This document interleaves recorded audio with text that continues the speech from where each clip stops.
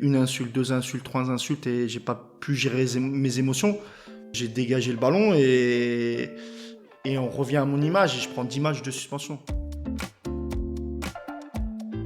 Salut à toutes et à tous, bienvenue dans La Voix des Gardiens, le podcast qui plonge dans leur univers.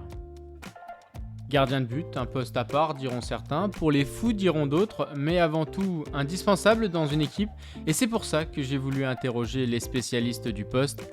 Anecdotes, souvenirs, confessions et même parfois conseils, l'objectif c'est de partager leur expérience, leurs boulettes, leurs parades et de vous éclairer sur le poste et son évolution. Et aujourd'hui dans La Voix des Gardiens, je reçois un gardien champion de France devant le PSG version Qatari. C'était même un des grands artisans de ce titre avec son club formateur qu'il a rejoint après avoir été formé à Clairefontaine. Une carrière remarquable sportivement, mais marquée par une image faisant de lui une cible facile. Mais on verra si le poste de gardien de but a également accentué cette relation avec les supporters adverses. Vous l'avez peut-être reconnu. Bonjour Geoffrey Chourdren. Bonjour à toi. Alors maintenant, tu es entraîneur des gardiens au centre de formation de Montpellier, centre de formation où joue ton fils également. On verra cette relation que tu as avec. Mais première question, aujourd'hui, quand tu regardes l'évolution du poste de gardien, c'est quoi un bon gardien ? Un bon gardien, tout simplement, on essaye d'avoir un bon gardien, c'est un gardien complet, qui soit à la fois un bon athlète, sur le plan physique, qui soit complet. Malheureusement, un peu plus grand de taille. Avant, c'était moins le cas. Voilà, un gardien complet, tout simplement, qui soit bon dans le domaine aérien, qui soit bon sur sa ligne, qui rayonne dans sa surface, qui soit bon dans sa gestion de profondeur, dans sa qualité technique, dans sa vision du jeu.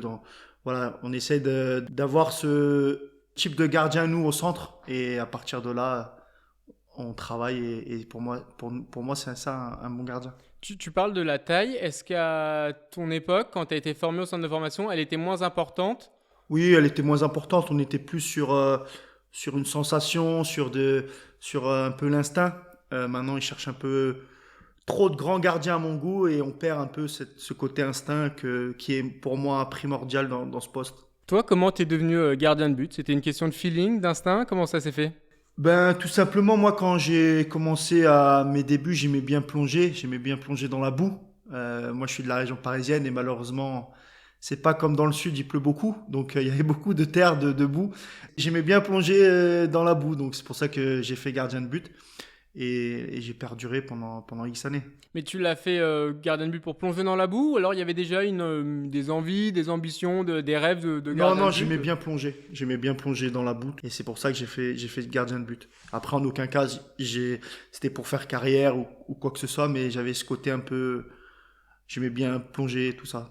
C'est pour ça que j'ai fait gardien. Et après, donc, il y a cette évolution quand tu arrives à Clairefontaine, à l'INF Clairefontaine. Ça se fait comment là ? C'est la première fois où tu comprends qu'il peut se passer quelque chose dans le foot. Comment ça se passe ? Voilà, ça devient, quand tu commences à faire les tests pour entrer entre guillemets à Clairefontaine, tu te dis dans ta tête quand même que ça peut basculer ou c'est quelque chose de sérieux qui peut arriver. Donc, moi, je jouais au CSMO. C'est un bon club de Seine-et-Marne dans la région parisienne et Clairefontaine prend les meilleurs jeunes de la région parisienne et je faisais partie de ces meilleurs jeunes au club du CSMO et ils m'ont dit de faire les tests et on était deux à l'époque et entre guillemets nous deux on a passé les tests à peu près sur 1000 jeunes dispatchés en plusieurs journées et petit à petit ils en éliminent pour garder une promotion un peu de 23 donc ça a été vraiment quelque chose d'important qui crée une bascule quand même dans ce monde entre guillemets football quoi. On entend souvent parler de Clairefontaine. Là, il y a eu un anniversaire récemment. Thierry Henry en a dit du bien dans une longue interview.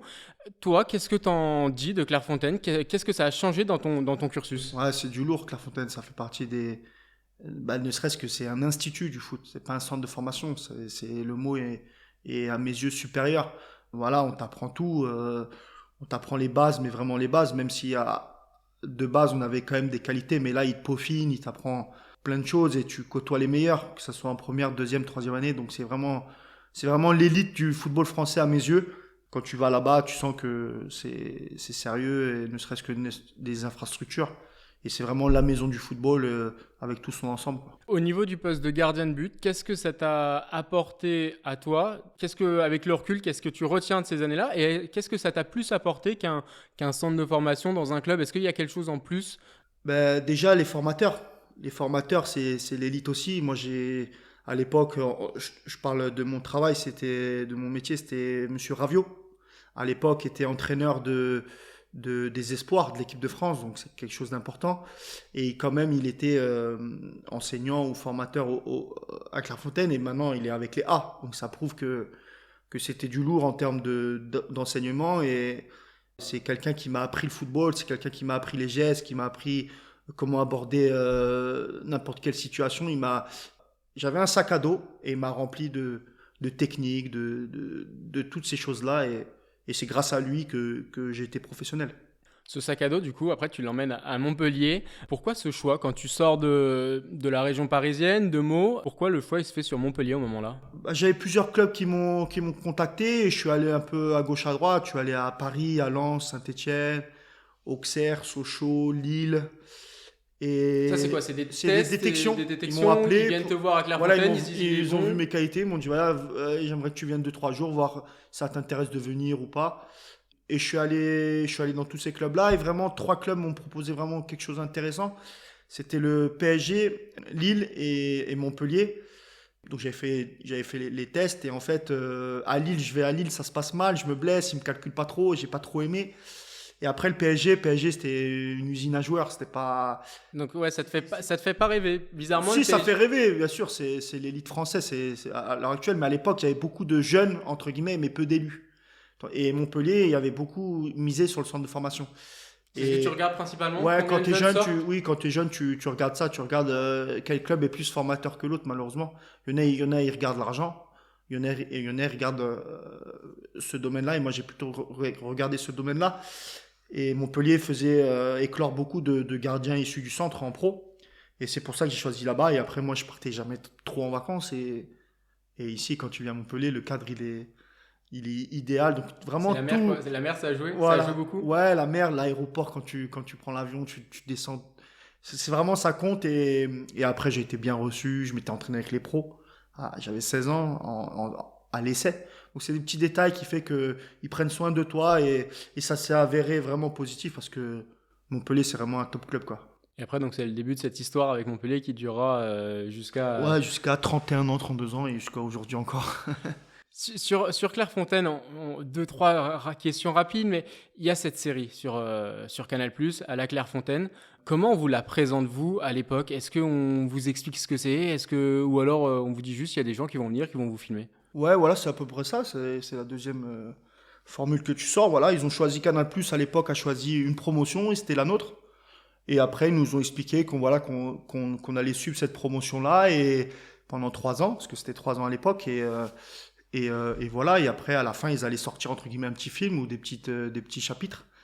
Et ouais, c'était sympa, c'était une bonne expérience, et on m'en parle encore aujourd'hui à 32 ans. Donc ouais, c'était une expérience sympa. Mais il y a le côté, pas star, mais à l'époque là, tu as 13 ans, tu es au collège, on vous suit dans le film, on vous suit au lycée, au collège, dans les cours. Ce côté-là d'être connu avant même d'être en pro, ça t'a servi, ou ou c'était un poids sur vous, ça t'a desservi quand tu as commencé à être pro et tout, le fait d'être déjà connu? Non, ouais, j'étais déjà connu, déjà ne serait-ce que après, quand j'arrive à Montpellier, j'avais 16 ans. Les missions, entre guillemets, passées pendant cette période-là, post-INF. Donc c'est vrai que quand j'allais dans les villages jouer le week-end, ou dans les villes que j'allais le week-end, forcément les gens, les supporters, ils m'en parlaient, et voilà, ils en parlaient, ouais, c'est Jourdain à Clairefontaine, et comme ça, comme si. Donc c'était marrant, mais ce qui est bien, c'était formateur. J'ai eu de très bons formateurs à cette époque-là, qui m'ont déjà sensibilisé sur les médias, à l'instar de Monsieur Thierry Loret, je me rappelle à l'époque, où j'avais répondu mal à un supporter, et pendant le match, il m'avait remplacé. Ah Et ouais, ça, c'était. ouais, j'ai trouvé ça super. J'ai trouvé ça, bon, à l'époque, tu fais la gueule, comme on Sur dit, le coup, tu mais l'as trouvé super sévère, voilà, non? sévère. Mais c'est vrai qu'à l'heure actuelle, avec du recul, en tant que formateur maintenant, tu te dis, mais il a eu super raison. Donc J'ai eu une longueur d'avance sur ce domaine-là quand même. C'est un bagage qui est complémentaire à ce sac à dos technique de prise de balle, quoi. Oui, bah alors encore plus à l'heure actuelle. Mais à l'époque, c'était moins quand même. Il y avait quand même mais maintenant, aujourd'hui, les réseaux sociaux, les médias ont une part prépondérante dans ta carrière, quoi. Et donc après, il y a donc cette arrivée à Montpellier, tu sors en pro, vous êtes en Ligue 2 au moment-là. Comment ça se passe tes débuts en pro? Ben, je commence difficilement, pas moi, mais le club. Ben, je pense qu'il commence à lancer des jeunes parce que je commence ma carrière avec Monsieur Courbis. Entre guillemets, il me lance avec 5 points de retard sur le premier relégable en Ligue 2. Donc j'avais l'impression il préparait le national ou il avait une autre idée derrière la tête. Mais voilà comment je démarre. Et officiellement, parce qu'après je faisais des petites apparitions un peu en Ligue 1 ou en Coupe de France, mais vraiment j'ai commencé ma carrière là. Et bah, en fait, c'est l'insouciance. Quand tu es jeune, tu joues, t'es un peu insouciant. Et voilà, bah, tu croques le match à pleines dents. Et voilà, c'est des bons moments quand tu commences, quoi.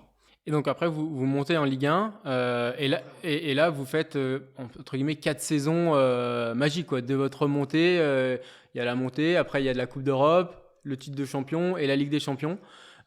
Comment tu le vis, ça? Ouais, Courbis a fait un gros travail en Ligue 2, je pense. Et Monsieur Girard a peaufiné ce travail en Ligue 1. Bah, je le vis. Pareil, je suis jeune, je crois que j'ai 20 ans, 22 ans, je crois. Tu croques la vie, quoi. Tu commences à jouer en Ligue 1, c'est très bien. T'as pas d'arrière-pensée, tu es encore jeune. Dès qu'il y a un match, tu es content. Enfin, t'as pas d'arrière-pensée. Si je suis bon, je vais aller là. En avant gagnant, quoi. Donc, j'ai envie de te dire, mais voilà, c'est vrai qu'avec le recul, la première année, on finit cinquième. Il n'y a pas beaucoup de promus clubs, qui de finissent promus cinquième. qui finissent cinquième. Et la deuxième année, on finit 14e, mais comme je dis, toute la saison, on finit dans les 10 premiers. On perd juste le dernier match qui nous met 14e. Ouais. Mais sinon, on finit dans les 10 premiers. Pareil, recontextualisons, ça fait 2 ans. Et la troisième année, on est champion et on fait une finale de la Coupe de la Ligue quand même, la deuxième année. Si on garde ces 3 premières années, là, on regarde Lens, Lens, il galère. Là. Vraiment, les débuts en pro, en termes de résultats et de prestations, ça a été vraiment du très très bon. Tu viens de me dire, je suis encore jeune à tes débuts. À quel moment, du coup, tu commences à réaliser avec l'enchaînement des matchs que tu n'es plus forcément jeune et que tu as peut-être plus cette fraîcheur-là? Est-ce que tu la gardes tout le temps ou alors est-ce qu'il y a un moment donné, l'enchaînement des matchs en Ligue 1, l'expérience fait que tu as peut-être plus cette fraîcheur? Bah, ma troisième année en Ligue 1, j'ai vraiment senti 25, 26 ans, tu sens une certaine plénitude, tu sens une certaine un confort dans ta tête où, ça, où tu appréhendes mieux les situations. Mais avant, tu es quand même un peu pas perfectible, mais tu peux avoir des manques. Mais en tout cas, voilà, quand tu commences à faire 2, 3 saisons, le gardien il commence vraiment à avoir une certaine plénitude dans ses prestations. Sinon, c'est qu'il n'a pas le niveau, mais sinon, ouais, au bout de 2, 3 ans, tu commences vraiment à être bon, quoi. Pour toi, un bon gardien de Ligue 1, c'est celui qu'on peut juger au bout de 3 saisons. Non, faut pas juger au bout d'1 an, 2 ans, ça peut être des feux de paille, ça peut être, non, c'est vraiment dans la continuité de ses performances. C'est pas au bout de 1 an ou 2 ans qu'on doit juger un gardien de but, ouais. Et donc avec Montpellier, comment tu juges, comment vous vivez ce moment où vous êtes un peu la surprise et l'attraction du championnat? D'abord dans le groupe, et toi après aussi, parce que t'es le gardien, donc automatiquement on te regarde un peu plus. Comment tu le juges, là, le fait d'être surprise, le petit nouveau Bah c'est la première année, les gens déjà ils te prennent pour un caramel, quoi. Tu vois ce que je veux dire? Tu viens d'arriver, ils se disent ouais ils vont chuter, tu vois, ils vont pas tenir. Ça arrive vite et ça va, Voilà, le ça va soufflet il faire va cheat, tu redescendre, vois. quoi. Mais la finalité, c'est qu'on a continué à performer, on a fini en Coupe d'Europe.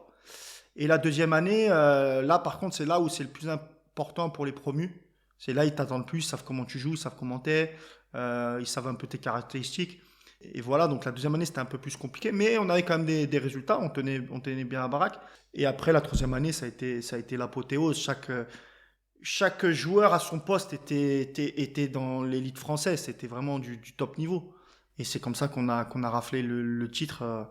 Tu le vis sereinement parce que tu sens ta force. Il y avait en plus un mélange dans cet effectif de jeunes et de vieux, du respect. Il y avait de la qualité aux entraînements. Tous les jours, c'était bien calibré. J+1, J+2, maintenant que je suis dans la formation. Voilà, tout était vraiment bien calibré. Et la finalité, le week-end, on gagnait des matchs. Donc, c'était super. Toi, personnellement, comment tu le vis, cette saison-là, cette arrivée en Ligue 1 et au top niveau Ligue 1? Une forme de plénitude ou alors tu mets du temps sur le coup quand ça commence à vraiment bien se passer à te demander ce qui arrive et comment ça se passe? Non, tu as une forme de plénitude. Après aussi, tu progresses. Tu as une forme de plénitude grâce à la progression de match en match, de mois en mois, d'année en année. Et après, il faut performer. Parce que le métier de footballeur, c'est performer. C'est pas que d'être sur le terrain. Et cette plénitude m'a permis de performer. Tous ces petits trucs-là fait que tu performes tout seul et avec tes coéquipiers. Et c'est le top, quoi. Et donc ouais, c'est pas un état de grâce ponctuel. Tu sens Non, que tu sens que tu progresses de match en match, tu prends confiance, tout ce que tu fais, ça se passe bien, tu es rigoureux. Voilà. Et moi, j'aime bien être rigoureux, t'as pas un excès de confiance. Non, voilà, tu es là, tu travailles, tu bosses et ça paye tout seul parce que tu es bon. Et si on compare la saison où vous êtes champion et la saison où vous jouez la Ligue des Champions, toi tu préfères laquelle? L'année où on est champion quand même. Parce qu'après, on perd Giroud quand même. Tu vois, on perd la Ligue des Champions, on perd Giroud, on perd notre avant-centre qui était un crack à cette époque. Après, on a essayé de le remplacer, mais ça n'a pas été aussi performant que Giroud. Mais je suis persuadé que si la quatrième année, on garde Giroud, je pense qu'on peut encore être pas mal dans le classement. Et parce que la vérité du football, c'est marquer des buts quand même, tu vois. Donc à l'époque, il avait 22 buts, je crois, ou 20 buts. On savait qu'avec lui, on allait marquer, on allait être solide. On a fait, je crois, je sais pas combien de clean sheets, 17, 18, je sais plus. Voilà, on savait qu'avec lui, en étant solide derrière, lui, il allait nous marquer le pion qui allait basculer dans les 3 points. Donc, l'année du titre, on a pu faire, je sais plus combien de victoires, je crois qu'on a perdu 2 fois. Des fois, je me posais, je dis, oh, t'as encore gagné un match, oh, t'as encore gagné un match, tu faisais que gagner. Tu te dis, waouh, c'est chaud quand même, c'est pas beaucoup. Même déjà la première année, en l'espace de 3 ans, t'as gagné presque 70% de tes matchs que t'as joué. Donc, c'est beau, c'est pas mal.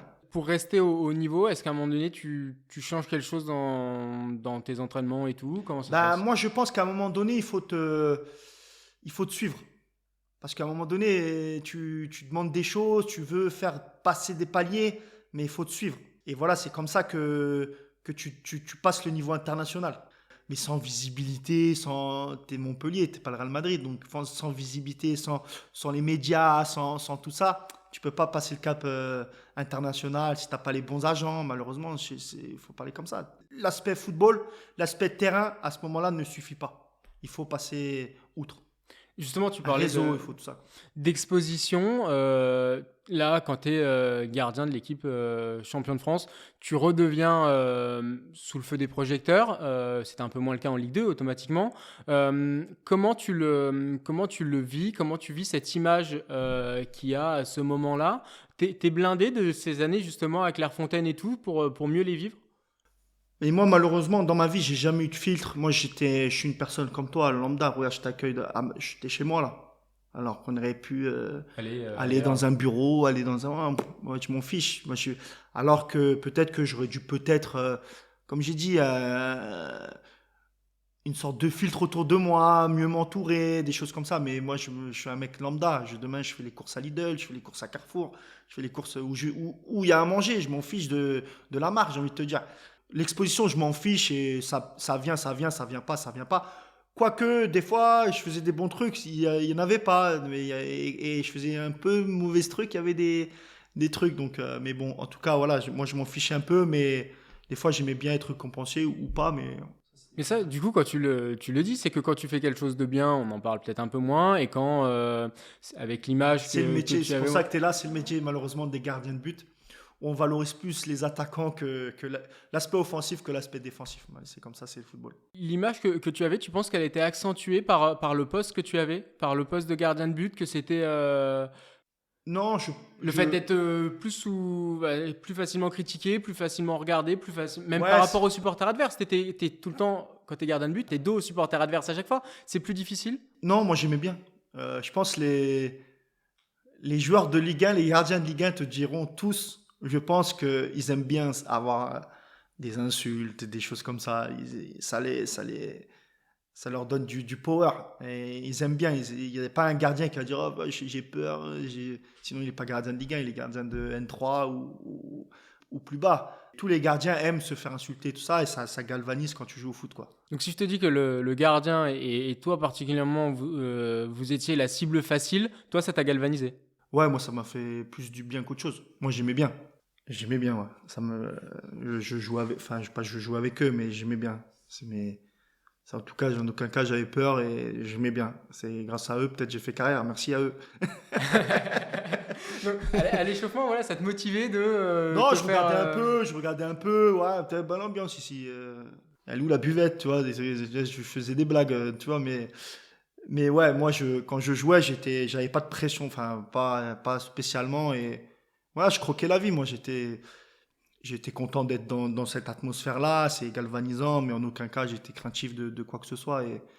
Mais par rapport à ta carrière, la reconnaissance que tu as pu avoir, il n'y a pas un moment donné où tu as envie de dire enfin, j'ai fait ça, j'ai fait ça, j'ai fait ça dans ma carrière, je suis champion de France, j'ai joué la Ligue des Champions.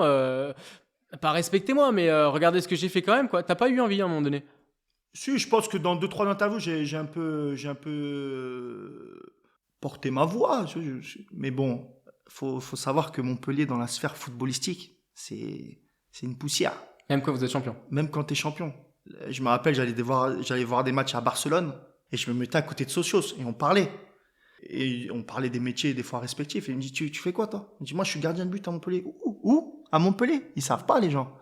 Les gens, on croit quand tu habites ici que Montpellier, tout le monde connaît, mais personne connaît Montpellier. Après, je suis parti à Nancy et ils savaient pas ce qui se passe à Montpellier. Voilà, on croit que des fois, en étant au club, que tu as l'impression que la France entière te connaît. C'est comme ça. Et je pense que si les médias, j'ai une connerie, si les médias, maintenant, Laval, ils sont champions de France, si les médias, ils sont un peu plus avec Laval, ils seront plus médiatiques. Mais c'est comme ça. Les médias, ils préfèrent Paris, Lens, Marseille, Saint-Étienne. Mais Montpellier, ils connaissent pas. Et toi, Je me rappelle, jour de foot, on passait 2 secondes, 10 secondes. On était premiers tout le temps. Mais on passait 10, 20 secondes. C'est à un moment donné, stop. mais vous, dans le groupe, vous en parliez de ça? Oui, on en parlait de ça. Mais bon, après, qu'est-ce que tu veux faire? Vous en rigoliez ou? Ouais, on en rigolait, ouais. Après, nous, on voulait être tranquille aussi.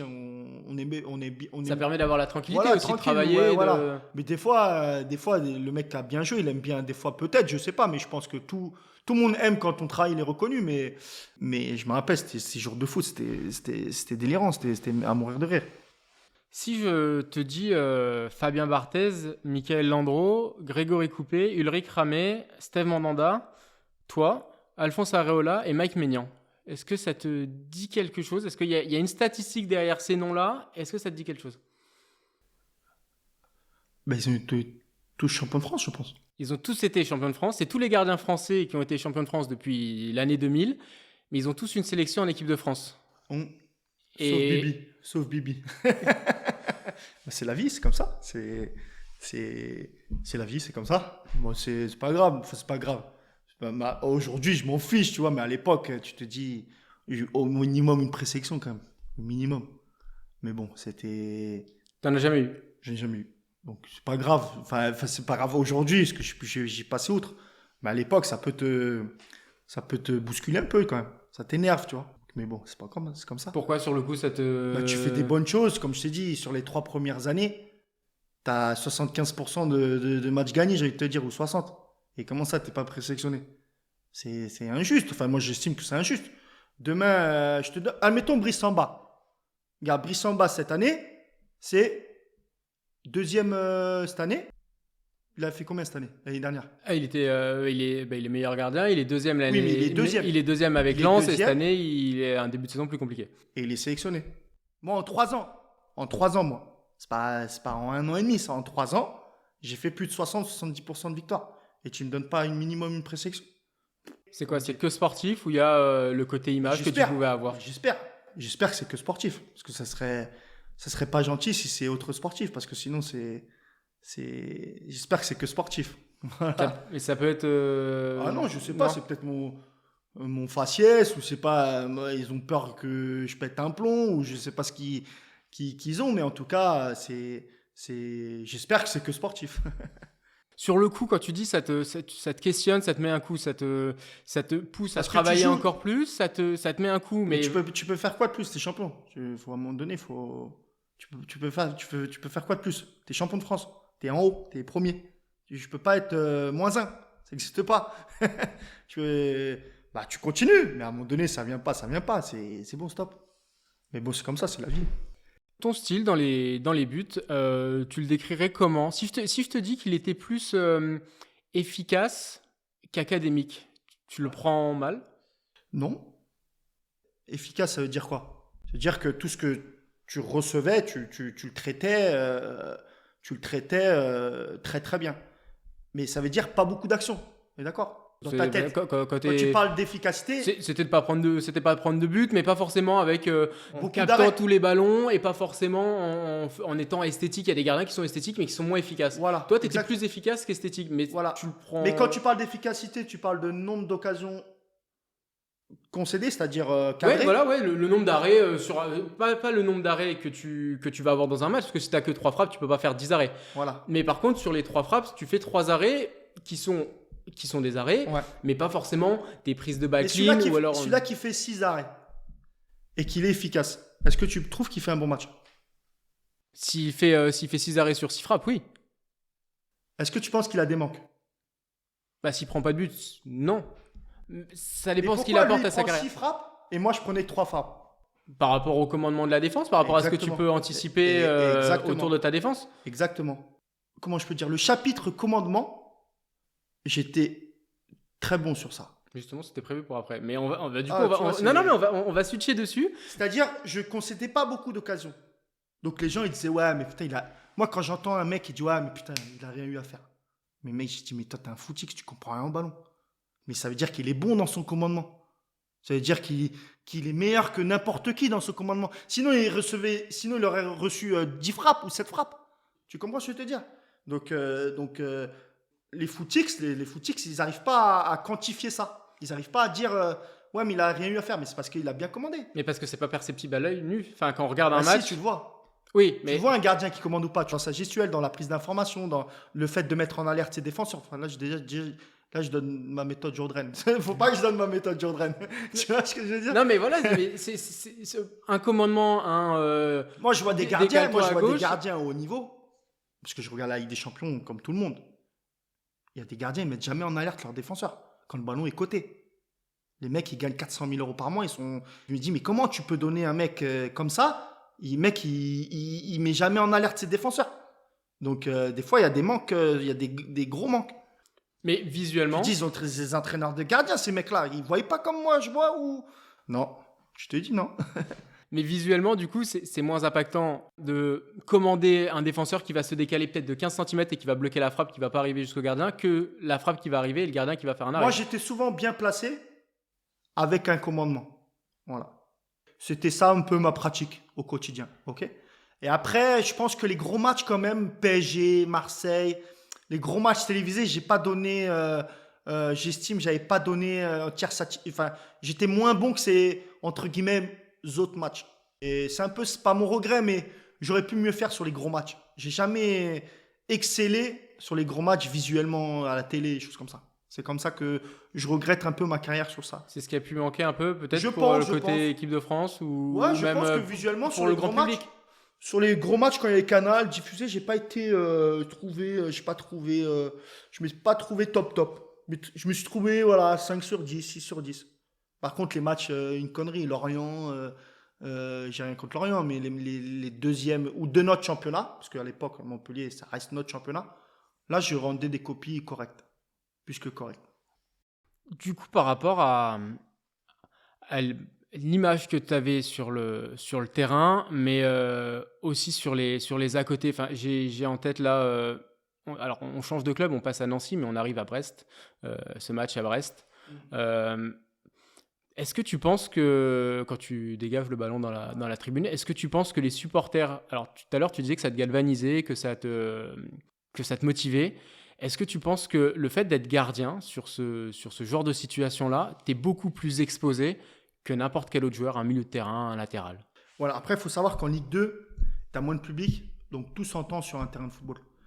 Et voilà. Mais après, sur le pétage de plomb, entre guillemets, à Nancy, je recontextualise. Je quitte Montpellier, un divorce difficile. J'ai fait toute ma carrière à Montpellier et je pars de Montpellier. Donc c'est comme Messi quand il va au PSG. Et voilà, je sentais ce qu'il ressentait en fait, j'ai envie de te dire. D'être Et loin de ouais, tes proches, des mecs de qui faire font- un divorce de ton club, d'une Voilà, relation avec ton club. malheureusement, ça se passe comme ça et il n'a pas su gérer émotionnellement, moi aussi. Et en fait, à cette époque, j'étais fin août, je crois, le match, ou je sais plus. En fait, j'étais pas rentré chez moi depuis, j'avais pas vu ma famille depuis, je sais pas, 2, 3 mois. Et une insulte, 2 insultes, 3 insultes, et j'ai pas pu gérer mes émotions. Et c'est comme ça que j'ai dégagé le ballon et on revient à mon image et je prends 10 matchs de suspension. Depuis quand un joueur il fait ça, il prend 10 matchs. Bon, après, forcément, qu'est-ce que je fais? Je regarde les futures sanctions qu'ils vont avoir. Il y a eu des actions similaires, il y a eu des bagarres générales, il y a eu des droites, il y a eu des choses plus qu'extra-sportives que ça. Ils ont pris quoi? 3 matchs? Moi, 10. Arrête. C'est ton image? Bah oui, faut arrêter de. Ou, c'est comme je suis en Ligue 2, ils tapent plus sur la Ligue 2 en termes d'image pour la Ligue 1. C'est-à-dire, fais pas ça en Ligue 1, tu vas prendre 10 matchs. Mais en Ligue 1, j'ai vu des trucs juste après. J'ai eu des bagarres générales à Marseille. J'ai eu des dégagements. Marseille-Lyon, c'est ça? Ouais, il y a eu des bagarres dans les tunnels. Il y a eu des trucs de malade après ma sanction. Et j'ai pas vu des 10 matchs de suspension. Même si je dois jamais faire ça, en aucun cas je dois jamais faire ça. Mais à un moment donné, il faut clarifier les choses, quoi. Il y a l'image du joueur qui permet d'accentuer les sanctions ou pas. Ça, j'en suis persuadé. Et donc, par rapport Et il le dit très bien maintenant, l'arbitre, là, qui est à Canal, là. Tony Chaperon. Quand je vois Kazri ou Cahuzac qui vient, j'ai plus envie de le sanctionner qu'un autre. Et pourquoi? C'est-à-dire, toi, tu sais pas gérer aussi tes émotions. Parce que tu mets pas au même degré eux deux. Donc, tu n'as rien à faire sur un terrain. Tu n'avais rien à faire sur un terrain. Parce que tu sais pas gérer tes émotions. Tu vois ce que je veux dire? Tu comprends la démarche que j'ai envie de te faire comprendre? C'est comme ça. L'être humain, il est comme ça. L'être humain, il a des préférentiels ou pas. Et ça, c'est hors football. Et là, tu parles qu'il y avait ce côté émotionnel, parce que tu étais loin de ta famille et tout. Un gardien, est-ce que le côté, si j'ai envie de dire, mental, on dit des fois la tête et les jambes, mais est-ce que pour le gardien de but, le côté mental, il est plus important que n'importe quel autre joueur? Oui, je pense que, entre guillemets, les qualités relation main-ballon ou pied-ballon ne suffisent pas. Il faut être bon dans ta tête. Il faut être une certaine plénitude, arriver vite à cette plénitude. Et le travail, accepter, prendre un but, le don de soi, une défaite, c'est pas grave, faut savoir rebondir, le succès, pas s'enflammer. Voilà, le foot, c'est un éternel recommencement. Chaque fois reprouvé chaque week-end. Il faut pas dire, ouais, j'ai fait 2, 3 ans, c'est bon. Chaque semaine, les compteurs, ils sont remis à zéro.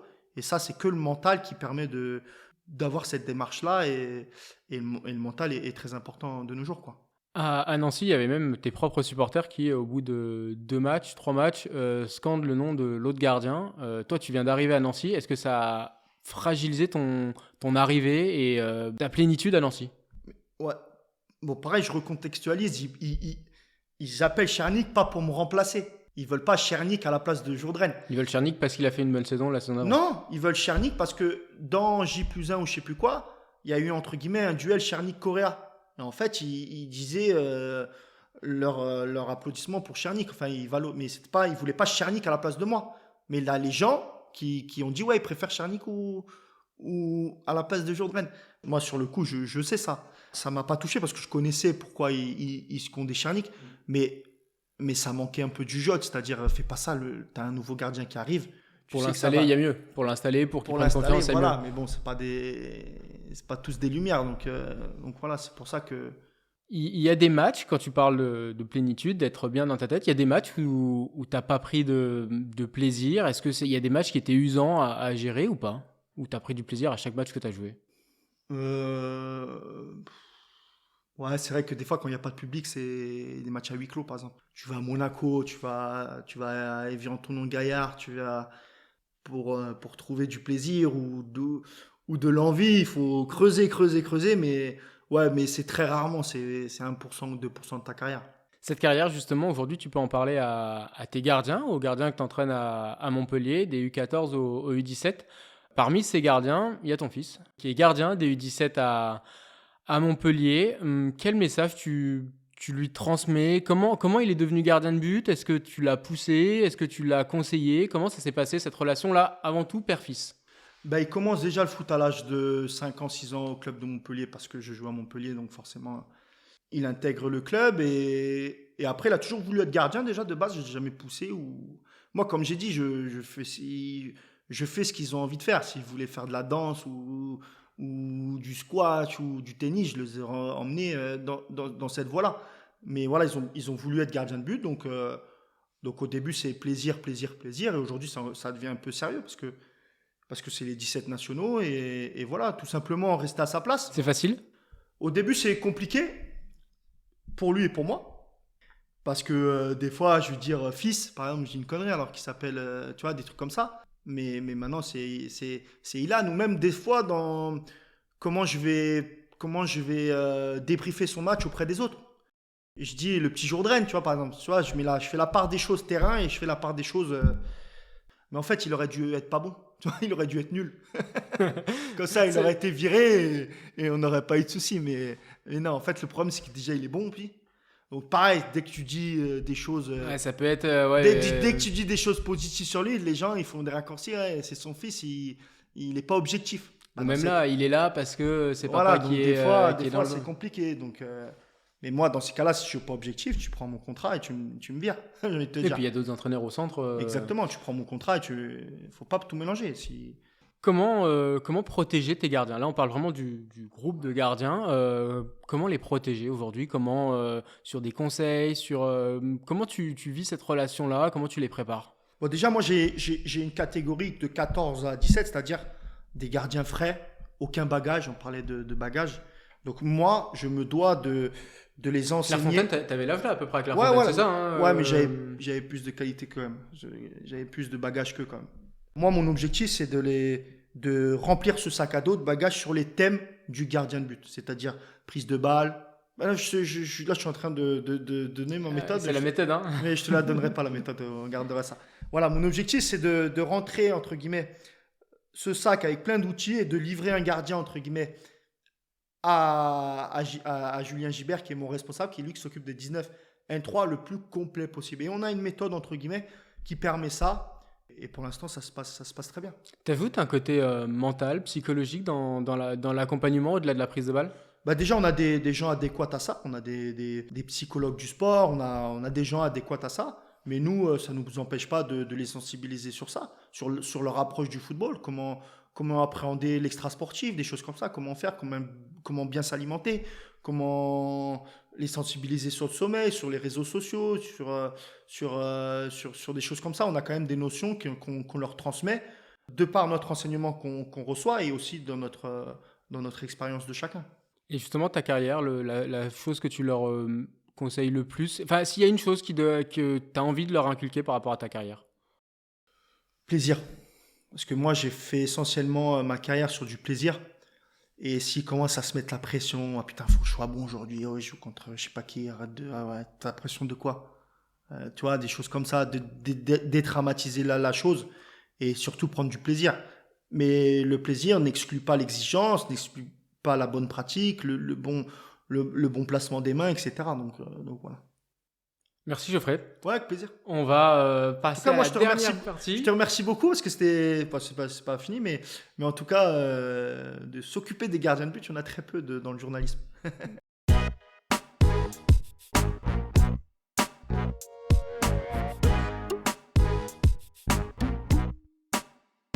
Dernière partie, le face-à-face. Ouais. Une question, une réponse tac au tac. Ok. Ton plus bel arrêt? 90e minute, Montpellier-Strasbourg, qui nous permet de face à face avec Kandja Traoré, qui nous permet de monter en Ligue 1. Le match où tu t'es senti le plus fort? Le plus fort, ouais, je vais dire la saison 2012, j'ai pas de match. Ton défenseur préféré? Mon défenseur préféré, ouais, Hilton, c'était pas mal quand même. L'attaquant le plus coriace? Ah, Zlatan. Le geste que tu préfères? Ouais, la bonne prise de balle quand même. L'exercice que tu détestes. Le travail en salle avant séance. Ton modèle. Barthez. La charnière avec qui tu t'es senti le plus solide. Ouais, il y a Gambi Walton. Un titre de champion avec Montpellier ou une sélection en équipe de France. Dans le cheat quand même. L'entraîneur qui comprenait le plus le poste de gardien. Aucun. Le jeune gardien que tu observes le plus précisément aujourd'hui. Le jeune gardien, Chevalier. Le conseil que tu donnerais au Geoffrey Jourdain de Meaux. De mots. Continue de bosser et ça va venir. Merci Geoffrey. Avec plaisir. Merci d'être venu sur ta carrière avec, Ok. avec sincérité. Avec plaisir.